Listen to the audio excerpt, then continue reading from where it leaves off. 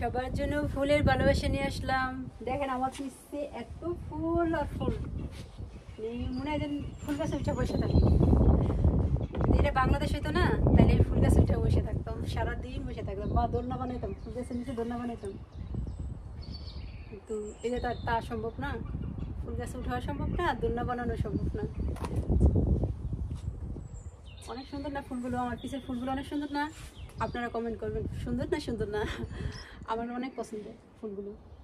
এই গরমের মৌসুম আসলে বা এই ফুলের সিজন আসলে এই বারান্দাটা মানে এই জায়গা থেকে যাইতেই মন চায় না, এই ব্যালকনিতে দাঁড়ায় থাকতে মন চায় যেন সারাদিন এই ফুলগুলো দেখি।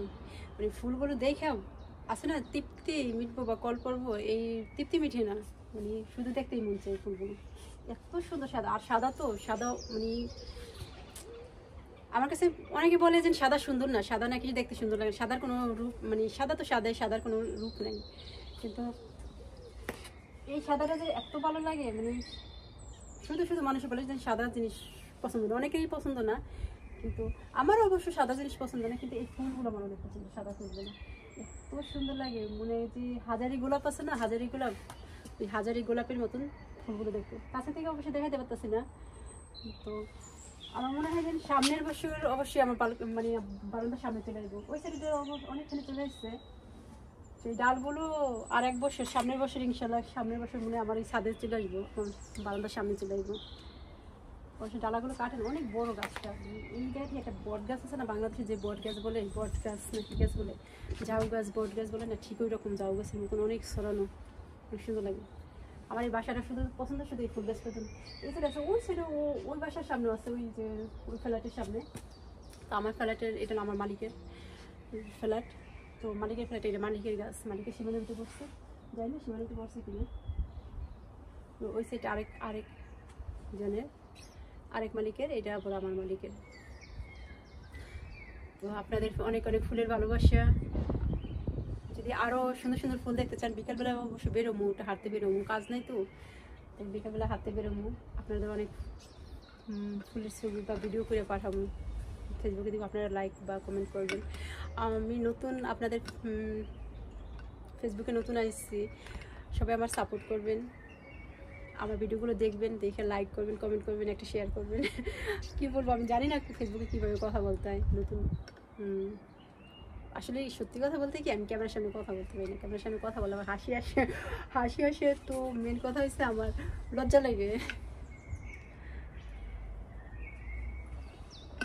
বাইরে গেছিলাম, তো বাইরে থেকে আসলাম, অনেক পানি পিপাসা লাগছে, ঘরে অনেক প্রচুর গরম, মানে ঘরে যে বসে থাকুন, বাইরে তো গরমই, প্রচুর গরম রুমের ভিতরে। এখানে যেরকম শীত, শীতের দিনে শীত অনেক, আর গরমের দিনে অনেক গরম, প্রচুর গরম।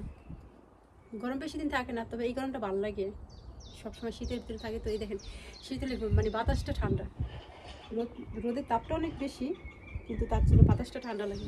এই ধরেন দিনের বেলা গরম লাগে আর রাতের বেলা শীত, এতে মানুষ অনেক অসুস্থ হয়ে পড়ে। আমি অসুস্থ হয়ে পড়ছি, কাজে থাকলে আবার অসুস্থ হইতাম না, বাসায় থাকি তো রেস্টে, তো এই কারণে আর বেশি অসুস্থ হয়ে পড়ছি।